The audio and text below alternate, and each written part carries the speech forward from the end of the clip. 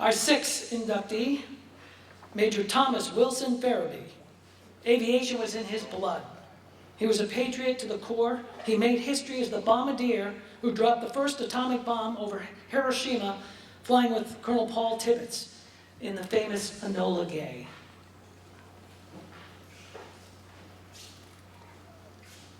Presented tonight by Leo Bowden. Who knew him in the military? Leo?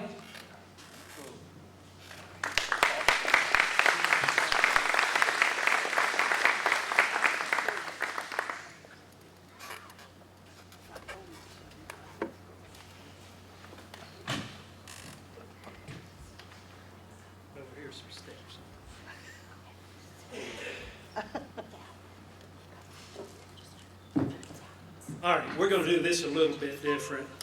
Colonel Ferebee was a Davie County boy. We're Davie County boys. We're proud of Davie County. It's a little rural county about 35, 40 miles from here.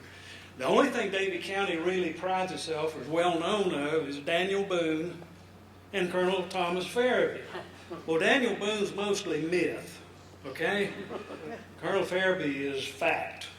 He's fact. He's the man, dropped the bomb, that stopped World War II. We're proud to be from Davie County.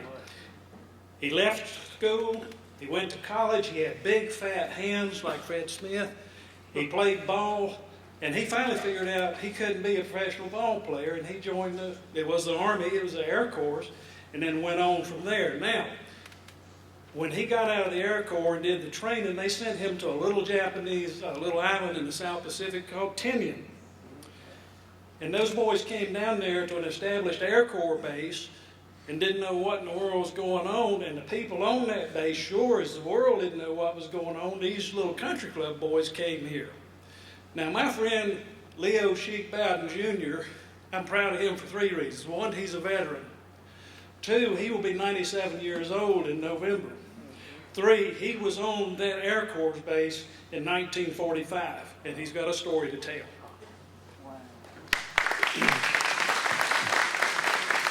I did not know Thomas Ferebee at that time.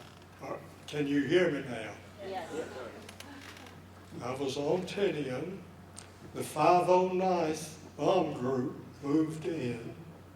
Nobody knew what they were there for, what they were going to do. They made fun of them. They even made a song about them, and I do not have the song. I looked for it. I had it somewhere. But part of it ended with the 509th is winning the war, so what the hell are we fighting for? That's what they were facing there. They were still under secrecy, and we didn't know what they were doing and so forth. On August the 5th, I took off with our crew on a mining mission that lasted about 14 hours, and we came back on August the 6th, and we were about almost home. I think we were in the neighborhood of Iwo Jima, and for some reason, our radio operator tuned in on the Jap frequency and got them. We couldn't understand a word that they said, but we knew something had taken place. The intensity of it was high. And of course, we found out after that what the story was on it. I met Tom Ferebee at the Tom Ferebee Day in Moxville, Tibbetts, Van Kirk, and I had met him several times after that. Tom Ferebee now, they did not win the war with the dropping of the atomic bombs. They ended the war. And there's one thing that I'd like to bring out about this. They figured the invasion of Japan would take a 500,000 American lives. After Okinawa, they revised that to 2 million. That we'd lose 2 million lives in that time.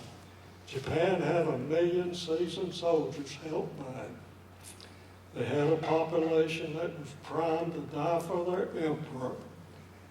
I did a little figuring on it myself, of course it's not correct or anything, but I figured that the dropping of those 2 bombs ended the war, caused them to quit, and I think it saved, I'd say, in the neighborhood of 12 to 15 million lives. It would have been the greatest bloodbath that the world has ever seen. I met Thomas Ferebee and Tibbetts and Van Kirk several times after that.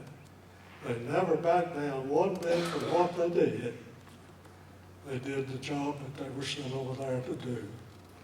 Tom Ferebee was an excellent bombardier. And all I can say is we're proud of him. Thank you.